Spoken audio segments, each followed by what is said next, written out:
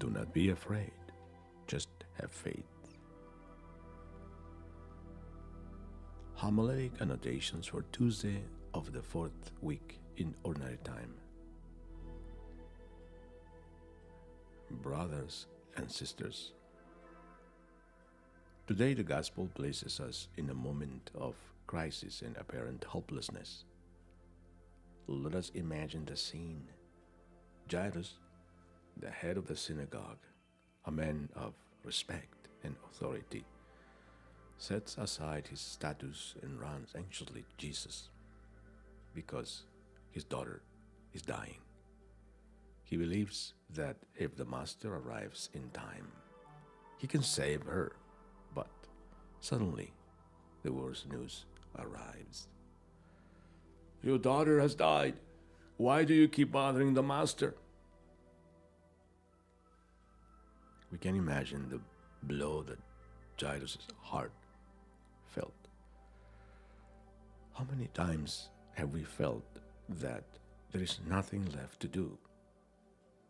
Perhaps in a fractured marriage, in an irreversible medical diagnosis, in a divided family, in an addiction that suffocates us. The voice of the world tells us the same thing that was said to Jairus. There is no point in continuing to believe. Stop bothering God. But here comes divine intervention. Jesus, with the calm of one who has power over life and death, speaks words that will change history. Do not be afraid. Just have faith. Do not be afraid. Just have faith. Mark 5:36.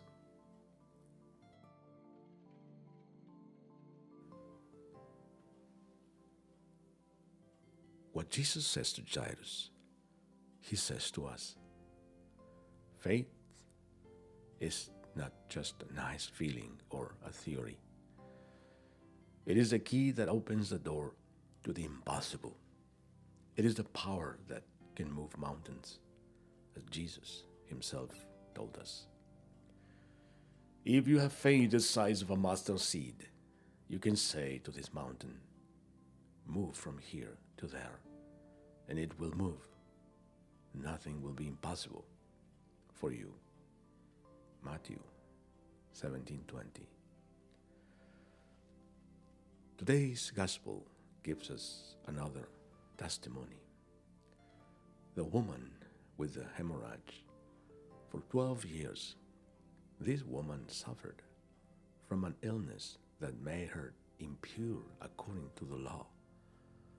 She had spent all her money on doctors, but instead of improving, she got worse. 12 years of suffering, shame, and exclusion. Imagine the desperation she must have felt, the isolation she endured, until one day she says to herself, if I just touch his cloak, I will be healed. And so it happens. As soon as she touches Jesus, the illness disappears. Why? Because her faith led her to act. It was not a passive faith, one that took the risk, fought, and touched God. And here's something wonderful. Jesus stops to attend to this woman on his way to Jairus' house. What does this mean? That our faith can stop God. That when a heart approaches him with confidence, Jesus does not pass by.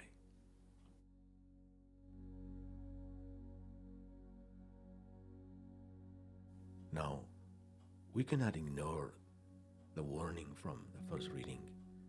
In Hebrews, we are told, let us throw off everything that hinders us, especially the sin which is so easily entangles, and let us run with perseverance to the race marked out for us. Let us throw off everything that hinders us, especially the sin which so easily entangles, and let us run with perseverance the race marked out for us. Hebrews 12:1. Because often what paralyzes us is a difficult situation and the sin to which we have grown accustomed. We may have allowed hopelessness to overcome us, or perhaps we have fallen into lukewarmness in a state of spiritual complacency and indifference, believing that our lives can no longer change.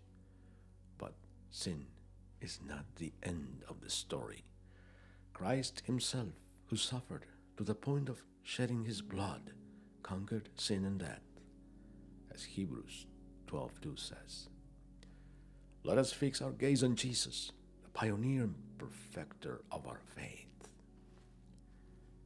And he calls us to do the same, not with our strength, but with faith. Faith that he can make all things new.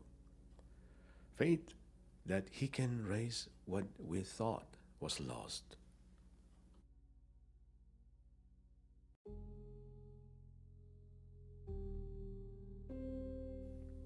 Brothers and sisters, in this story, there were two voices.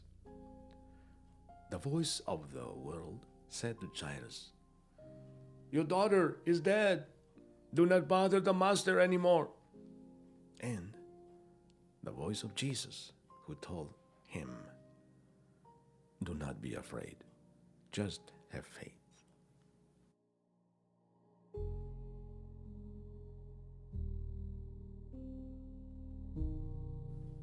Every day in our lives, there are also two voices. One that tells us, there is no more help, there is no more hope. And another, the voice of God, that tells us, trust in me, touch me with your faith.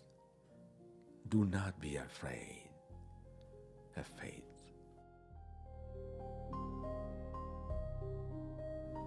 So today I ask you, which of these voices will you listen to? God can do what science cannot. He can restore what the world believes is lost. He can stop for you, as he did for the woman with a hemorrhage. He can take your hand and lift you. He did as he did with Jairus' daughter. Today I invite you to approach Jesus with faith. Touch him with your prayer and allow him to transform what seems dead in your life. Because when God enters history, death retreats, hope is reborn, and life shines again.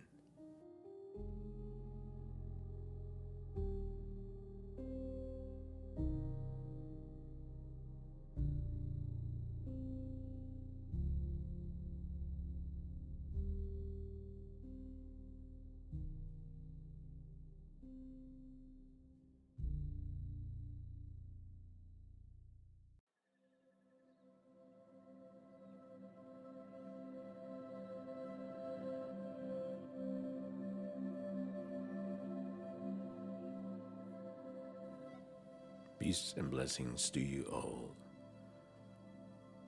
And feel free to share this message of hope with a friend. We'll see you next time. God bless.